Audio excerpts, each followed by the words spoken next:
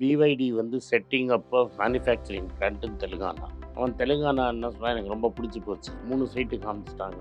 அதில் ஒரு சைட்டை நாங்கள் செலக்ட் பண்ணிட்டோம். நாங்கள் வந்து கோதாவில் இறங்கிறதுக்கு ரெடி அப்படின்ட்டோம். ஆமாம், சைட்டை செலக்ட் பண்ணிட போகிறோம், பண்ணிகிட்டே இருக்கணும். ஆனால் தெலுங்கானா தான் ஃபிக்ஸ் ஆகிடுச்சு.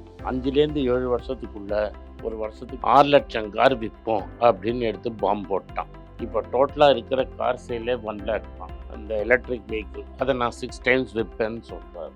ப்ரொடக்ஷன் கெப்பாசிட்டி 6 லட்சம், 100% கெப்பாசிட்டி பண்ணுவேங்கிறாரு. 6 லட்சம் கார் இறக்குவேங்கிறாரு.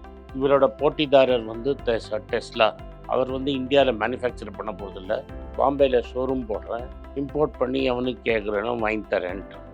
பிவைடி வந்து இப்போ நம்பர் 1 பிளேயர் ஆகிட்டார் இவி வெஹிக்கிள்ஸில். டெஸ்லா என்ன சொல்கிறாங்க, இங்கே எனக்கு சேல்ஸ் ஆச்சுன்னா நாங்கள் மகாராஷ்டிராவில் போடுறதுக்கு ரெடின்ட்டாங்க. பட் இப்போதைக்கு என்னென்னா பிவைடி வந்து மார்க்கெட் லீடர் ஆகிட்டான். இந்த சார்ஜிங்கை வந்து 5 மினிட்ஸில் 470 கிலோமீட்டர்ஸ் சார்ஜ் பண்ணுறாங்கன்னா அதனால் டெஸ்லாவை வந்து லீட் பண்ண ஆரம்பிச்சிட்டான்.